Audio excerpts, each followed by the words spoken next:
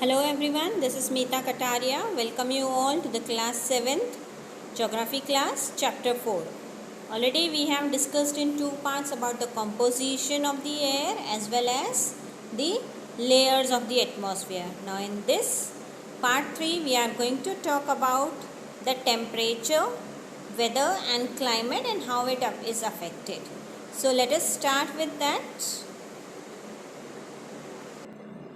You all would have heard or have come across these two words on daily basis like weather and climate. We every day watch weather report on the TV which tells us that in some places it is going to rain today. Then it also tells about the highest and the lowest temperature of particular areas at that time, or it says that it is going to receive the thunderstorms. Even in your mobiles also you must be seeing, you would have put in the notification regarding the weather, so it is telling about what kind of weather it is going to be there today in your area, in your location. So from that we can say that what is weather? Weather is this hour to hour, day to day condition of the atmosphere. That means it may change from hour to hour or it may change from day to day. For example, now it is the rainy season going on. Sometimes it may be raining. After an hour it is not raining, but still the sky is cloudy. After some time even the clouds are not there and the day becomes sunny. So this is how the weather changes from hour to hour and sometimes day to day also. A hot and humid weather that makes us irritable. We do not feel good. But when it is a pleasant breezy weather is there, so it makes us very happy. Then weather can change dramatically after also from day to day. That is what the changes in hour to hour or day to day is called as the weather. Now let us see what is climate. The average weather condition of a particular place for a longer period of time, say near about 30 years or more, that is called as the climate. For example, the climate of the coastal areas is, it is not so hot and not so cold throughout the whole year. Okay, so that is having the mild climate. Then the climate of the areas which are far from the coastal areas, far from the sea, so they are having the continental climate, or we can say the extreme climate. That is, they are areas are very hot during the summer and very cold during the winter. For example, Delhi, Ahmedabad, these places are far from the coastal areas, so they have the extreme or continental climate.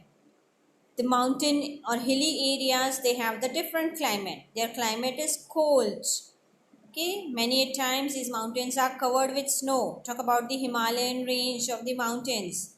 They are covered with snow, so their climate is cold. This way, the average weather condition over a long period of time is called as the climate. Now, this climate is affected by temperature. What is temperature? Temperature is the hotness, degree of hotness or coldness of the air in our surrounding. Whatever air is there, the air that is present in our surroundings, so its hotness or coldness, that means how much hot is the air or how much cold is the air, is called as the temperature. The temperature of the atmosphere changes not only between day and night but also from season to seasons. Okay, for example, the temperature in the morning it is less, in the noon it is high.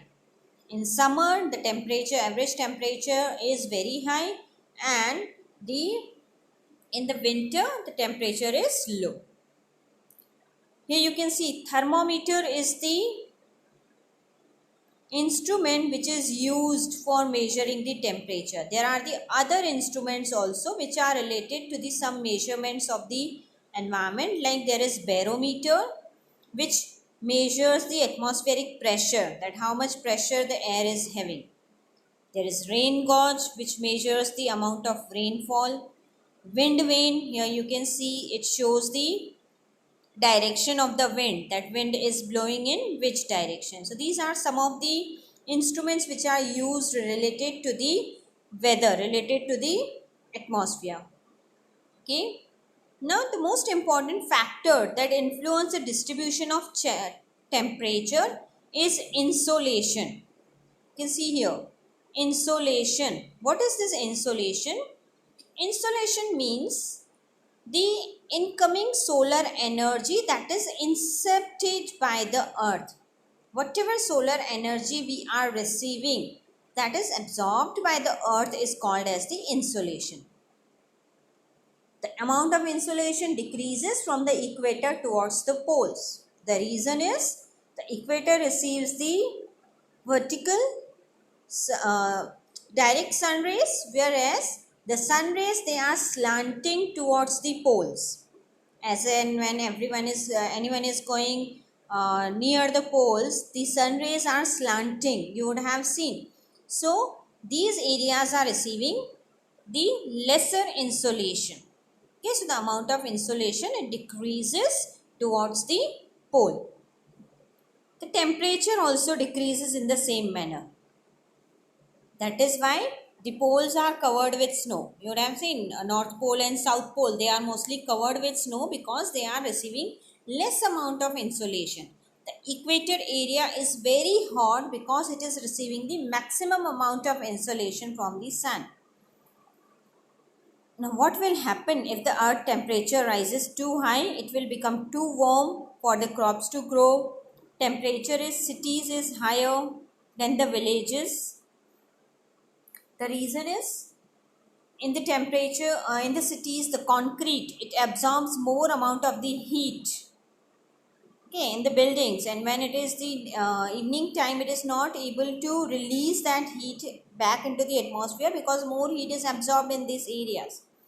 So the city areas are hotter than the villages. Also, they are crowded. So that is why it warms up the temperature in the city areas. And comparatively, the village areas, the temperature is less. Okay. The standard unit of measuring the temperature is degree Celsius. Okay. It was invented by Andreas Celsius. So this scale of measuring the temperature is called as the Celsius. And we also know that the water freezes, that means it becomes ice at 0 degree Celsius and it boils at 100 degree Celsius. Now let us talk about the another important feature which is related to the temperature or weather is air pressure. What is this air pressure? Okay. The air pressure is defined as the pressure that is exerted by the weight of air. We all know that air has weight. That is why anything that is having the mass is putting the pressure. So this is called as the air pressure. That means the pressure which is exerted by the air. As we go up the layers of the atmosphere, the pressure falls rapidly. The reason is more dense air is found near the earth's surface, and as we go higher into the layers, the density of the air decreases, and that is why we have the less pressure. Okay.